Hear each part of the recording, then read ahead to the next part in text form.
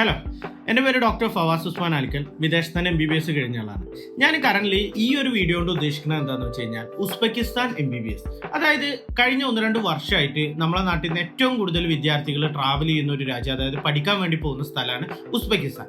So ഈ ഒരു വീഡിയോക്കകത്ത് നിങ്ങൾക്ക് ഉണ്ടാകുന്ന ബെനിഫിറ്റ്സ് എന്തൊക്കെയാണെന്ന് വെച്ച് കഴിഞ്ഞാൽ ഉസ്ബെക്കിസ്ഥാനിലെ എല്ലാ യൂണിവേഴ്സിറ്റിനെ കുറിച്ചിട്ടും സമഗ്രമായിട്ടുള്ള ഒരു അറിവുണ്ടാവും. രണ്ടാമത് അവിടുത്തെ ഫീസ് സ്ട്രക്ചേഴ്സ്, മറ്റു കാര്യങ്ങൾ. മൂന്നാമത് ഫുഡ് ആൻഡ് അക്കോമഡേഷൻ ഫെസിലിറ്റീസ്. ഈ കാര്യങ്ങളാണ് നമ്മൾ ഇതിനകത്ത് പറയേണ്ടത്. അത് മാത്രമല്ല, ഏതൊക്കെ ക്രൈറ്റീരിയ ഉള്ള കുട്ടികളാണ് ഇത് പ്രിഫർ ചെയ്യേണ്ടത് എന്നുള്ള കാര്യവും നമ്മൾ ഈ വീഡിയോക്കകത്ത് പറയുന്നതാണ്. അപ്പോൾ നമുക്ക് വീഡിയോയിലോട്ട് പോകാം.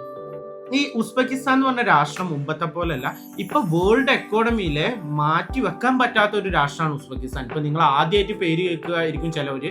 പക്ഷെ ഉസ്ബെക്കിസ്ഥാൻ എന്ന് പറഞ്ഞത് ഒരു 3-4 രാഷ്ട്രമല്ല. ഉസ്ബെക്കിസ്ഥാൻ ഇന്ന് G20 ഉച്ചകോടി, അതായത് നമ്മുടെ യൂറോപ്യൻ രാജ്യങ്ങൾ, അമേരിക്ക, കാനഡ, ഓസ്ട്രേലിയ, ന്യൂസിലൻഡ് തുടങ്ങിയ ലോകത്തുള്ള എല്ലാ രാജ്യങ്ങളും വന്ന് പങ്കെടുത്തിട്ടുള്ള G20 ഉച്ചകോടി വെച്ചിട്ടുള്ള രാഷ്ട്രമാണ് ഉസ്ബെക്കിസ്ഥാൻ.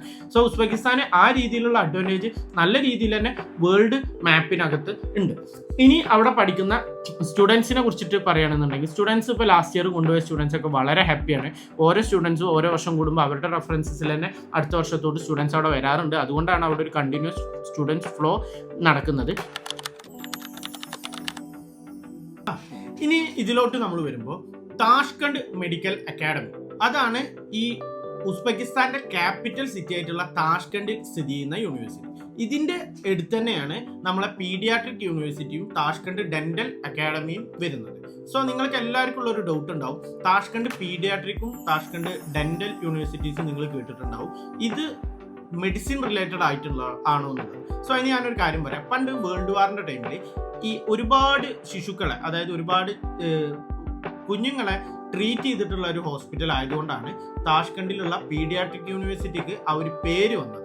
സോ അതൊരിക്കലും പീഡിയാട്രിക് മാത്രം റിലേറ്റഡ് ആയിട്ടല്ല, സമഗ്രമായിട്ട് എല്ലാം പഠിപ്പിക്കുന്ന യൂണിവേഴ്സിറ്റിയാണ്. പീഡിയാട്രിക് എന്ന് അതിനൊരു ഹോണറബിൾ ആയിട്ട് കൊടുത്തിട്ടുള്ള നെയിമാണ്. പിന്നെ ഡെന്റൽ യൂണിവേഴ്സിറ്റി ഡെന്റൽ മാത്രമല്ല, മെഡിസിൻ എല്ലാം പഠിപ്പിക്കുന്നതാണ്. സോ ഇതിനകത്ത് പ്രൈം യൂണിവേഴ്സിറ്റി എന്ന് നമ്മൾ പറയുന്നത് താഷ്കണ്ട് മെഡിക്കൽ അക്കാഡമി തന്നെയാണ്.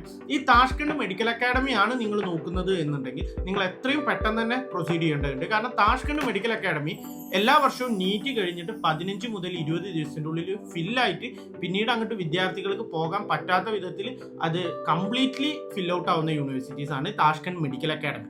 താഷ്കണ്ട് പീഡിയാട്രിക്കും ഡെന്റലും പിന്നെയും സീറ്റ്സ് അവൈലബിൾ ആയിരിക്കും. ഈ താഷ്കണ്ട് നിങ്ങൾ സെലക്ട് ചെയ്യുമ്പോൾ അഡ്വാൻറ്റേജ് എന്താണെന്ന് വെച്ച് കഴിഞ്ഞാൽ, ലോകത്തുള്ള എല്ലാ സ്ഥലത്ത് നമ്മൾ പോകുമ്പോഴും ക്യാപിറ്റൽ സിറ്റിയിൽ നിൽക്കുന്നതുകൊണ്ട് നമുക്ക് കിട്ടുന്ന കുറച്ച് അഡ്വാൻറ്റേജസ് ഉണ്ട്. എന്തൊക്കെയാണ്? അതായത് ഒരുപാട് രാജ്യത്തുള്ള ആൾക്കാർ അവിടെ അവൈലബിൾ ആവും. സോ നമ്മുടെ വിദ്യാർത്ഥികൾക്ക് ഒരുപാട് രാജ്യത്തുള്ള ആൾക്കാരായിട്ട് സംസാരിക്കാനും സംവദിക്കാനും, ഒരുപാട് കോൺഫറൻസ്, സെമിനാർസ്, ഇതിനൊക്കെ അവസരം ക്യാപിറ്റൽ സിറ്റിയിലാണ് കിട്ടുക. ഇത് നിങ്ങളുടെ വിദ്യാർത്ഥിക്ക് എക്സ്പോസർ നല്ല രീതിയിൽ കൂട്ടാനും അതുവഴി വിദ്യാഭ്യാസത്തിനും ഇത് കഴിഞ്ഞ് PG ചെയ്യാനും പിന്നീട് ഫ്യൂച്ചറിൽ ജോബ് ചെയ്യാനൊക്കെ ഒത്തിരി യൂസ്ഫുൾ ആയിരിക്കും.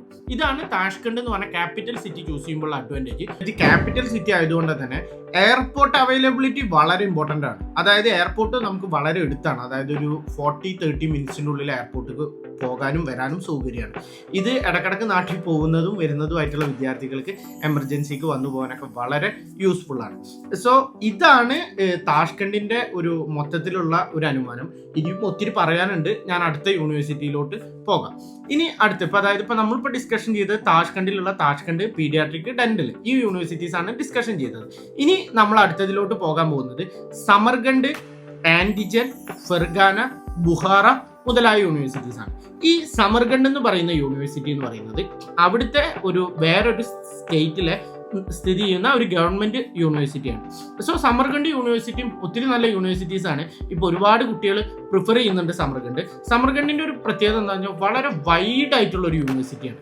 അതായത് വളരെ വലുത്. അതായത് അവിടുത്തെ ഹോസ്പിറ്റൽസ് ആയിക്കോട്ടെ, ഫെസിലിറ്റീസ് ആയിക്കോട്ടെ, ഹോസ്റ്റൽസ് വളരെ വൈഡാണ്. പക്ഷേ ഒരു ചെറിയ നെഗറ്റീവ് എന്ന് പറഞ്ഞു കഴിഞ്ഞാൽ ക്യാപിറ്റൽ സിറ്റിയിലല്ല, വേറെ സിറ്റിയിലാണ്.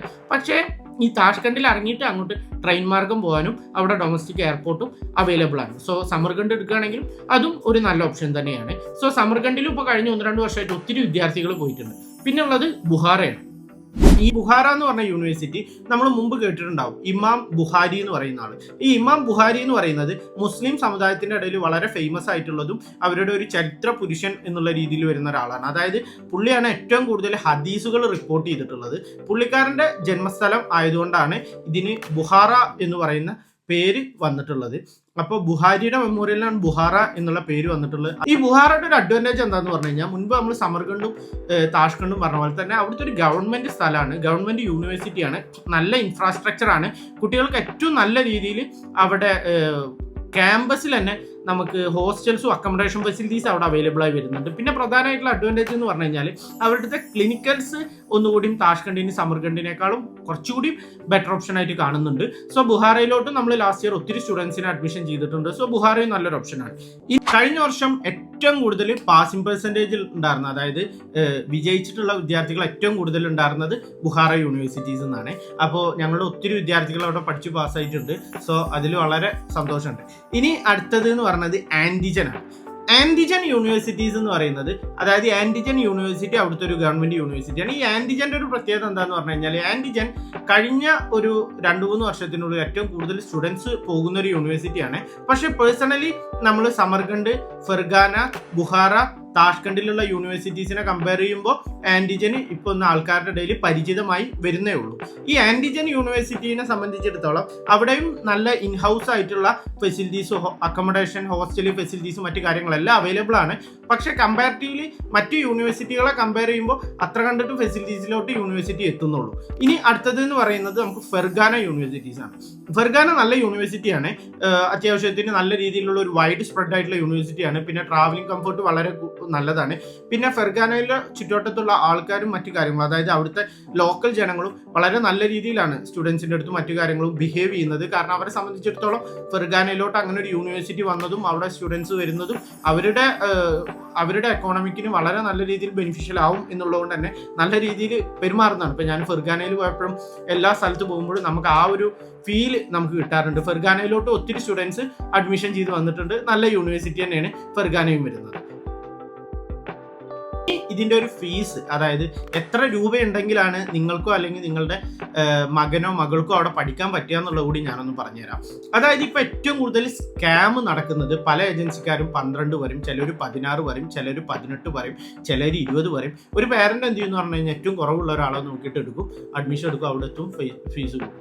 സോ ഈ ഒരു അവസ്ഥ ഒഴിവാക്കാൻ വേണ്ടിയിട്ട് ഞാൻ ഇതിൻ്റെ ട്യൂഷൻ ഫീസും പിന്നെ അവിടുത്തെ ഫുഡ് ആൻഡ് അക്കോമഡേഷന് വരുന്ന ഏറ്റവും മിനിമൽ എക്സ്പെൻസും പറയാം.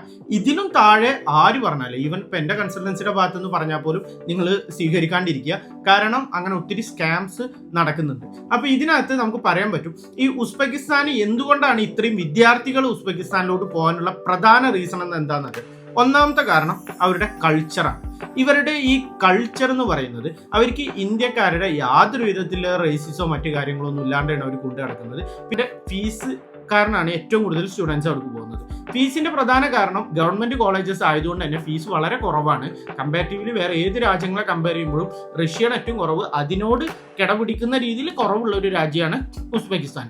സോ ഏറ്റവും കുറവ് ഈ യൂണിവേഴ്സിറ്റീസിന്റെ ഫീസ് വരുന്നത് 1.5 ലക്ഷം രൂപ ടു 1,70,000 രൂപയോളാണ് ആവറേജ് ഒരു യൂണിവേഴ്സിറ്റിയുടെ ഫീസ് വരുന്നത്, അതായത് ഒരു സെമ്മിലോട്ട്. സോ നമ്മൾ ഫസ്റ്റ് ഇയർ മുതൽ ലാസ്റ്റ് ഇയർ വരെ പഠിക്കുമ്പോൾ 16 to 18 ലക്ഷം രൂപ ട്യൂഷൻ ഫീസ് ഹോൾ, അതായത് ടോട്ടൽ പഠിച്ചിറങ്ങാൻ 16 to 18 ലക്ഷം രൂപയോളാണ് നമുക്ക് ട്യൂഷൻ ഫീസ് മാത്രം അവിടെ വരുന്നത്.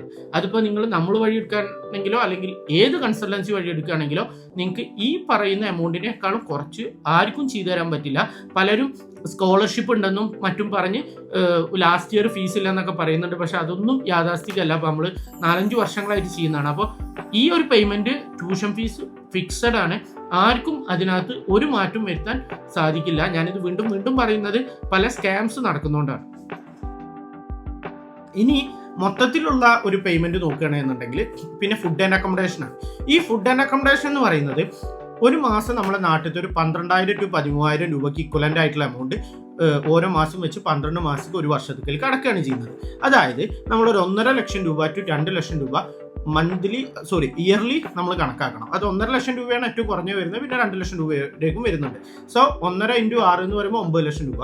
9 പ്ലസ് ഞാൻ നേരത്തെ ഡിസ്കഷൻ ചെയ്ത ഒരു 17 ആവറേജ് വെക്കുകയാണെങ്കിൽ ഒരു 26 ലക്ഷം രൂപ, 27 ലക്ഷം രൂപക്കകത്ത് നിങ്ങൾക്ക് ഉസ്ബെക്കിസ്ഥാനിനകത്ത് ഫുഡ്, അക്കോമഡേഷൻ, യൂണിവേഴ്സിറ്റിയുടെ ട്യൂഷൻ ഫീസ് എല്ലാം കൂടെ പഠിച്ചു തീർക്കാൻ പറ്റും എന്നുള്ളതാണ് അഡ്വാൻറ്റേജ്.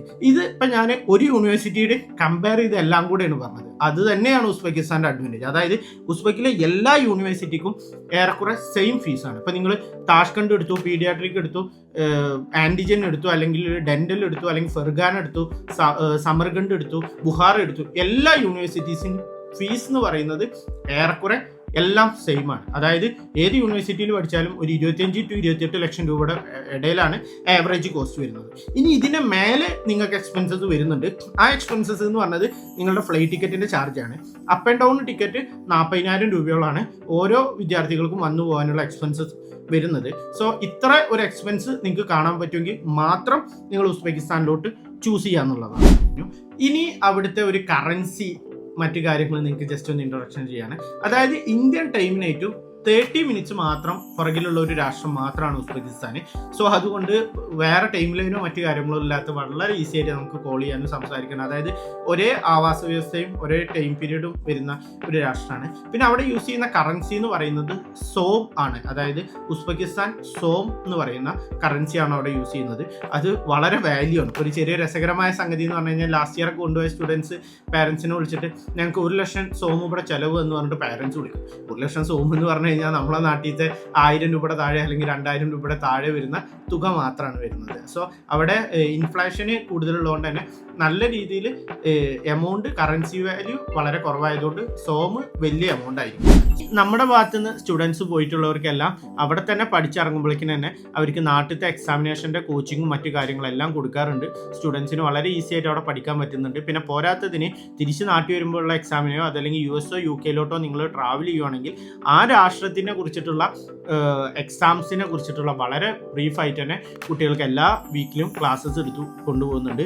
പ്രധാനമായിട്ടുള്ള അഡ്വാൻറ്റേജ് എന്ന് പറഞ്ഞു കഴിഞ്ഞാൽ നമ്മുടെ തന്നെ ഹോസ്റ്റൽ, ഫുഡ് ആൻഡ് അക്കോമഡേഷൻ അവിടെ അവൈലബിൾ ആയിരിക്കും. സാധാരണ ഒരു എഡ്യൂക്കേഷൻ കൺസൾട്ടൻസി അബ്രോഡ് അഡ്മിഷൻ എടുക്കുമ്പോൾ നാട്ടിലാണ് അവർ ഫോക്കസ് ചെയ്യാറ്. അതായത് സ്റ്റുഡൻറ്റിന് അഡ്മിഷൻ എടുത്തിട്ട് കയറ്റി അയക്കാറാണ് പതിവ്. നമ്മൾ അവിടെ തന്നെ അവൈലബിൾ ആയിരിക്കും. സോ ഉസ്ബെക്കിസ്ഥാനിൽ നിങ്ങൾക്ക് 24/7 സർവീസ് അവൈലബിൾ ആയിരിക്കും. സോ അത് തന്നെയായിരിക്കും നിങ്ങളെല്ലാവരും ആഗ്രഹിക്കുകയെന്ന് വിശ്വസിക്കുന്നു. പിന്നെ ഈ ഒരു വീഡിയോ എന്ന് പറയുന്നത് ഒരു ജനറൽ വീഡിയോ ആണ്. നിങ്ങൾക്ക് അഡ്മിഷൻ റിലേറ്റഡ് ആയിട്ടുള്ള കൂടുതൽ കാര്യങ്ങളൊക്കെ അറിയണം എന്നുണ്ടെങ്കിൽ ഇതിൻ്റെ അടിയിൽ ക്യാപ്ഷൻ ഉണ്ട്. അതായത് ക്യാപ്ഷനകത്ത് ഞങ്ങളുടെ കോൺടാക്ട് നമ്പർ ഉണ്ട്. അതിനകത്ത് കോൺടാക്ട് ചെയ്യാം. നമ്മളായിട്ട് സംസാരിക്കാൻ പറ്റും. മുന്നേ കൊണ്ടുപോയിട്ടുള്ള സ്റ്റുഡൻസിനായിട്ട് സംസാരിക്കാൻ പറ്റും. അങ്ങനെ എല്ലാവിധ ഇൻഫോർമേഷൻസും ആ വീഡിയോക്കകത്ത് ഉണ്ടാവും. ഇനി വരുന്ന വീഡിയോസിനകത്ത് ഓരോ രാജ്യത്തുള്ള ഓരോ യൂണിവേഴ്സിറ്റിനെ കുറിച്ച് സ്പെസിഫിക് ആയിട്ടുള്ള വീഡിയോസ് അവൈലബിൾ ആയിരിക്കും. സോ ഈ യൂട്യൂബ് ചാനൽ ഒന്ന് സബ്സ്ക്രൈബ് ചെയ്യുക, ബെല്ലൈക്കൺ ഒന്ന് പ്രസ് ചെയ്യുക.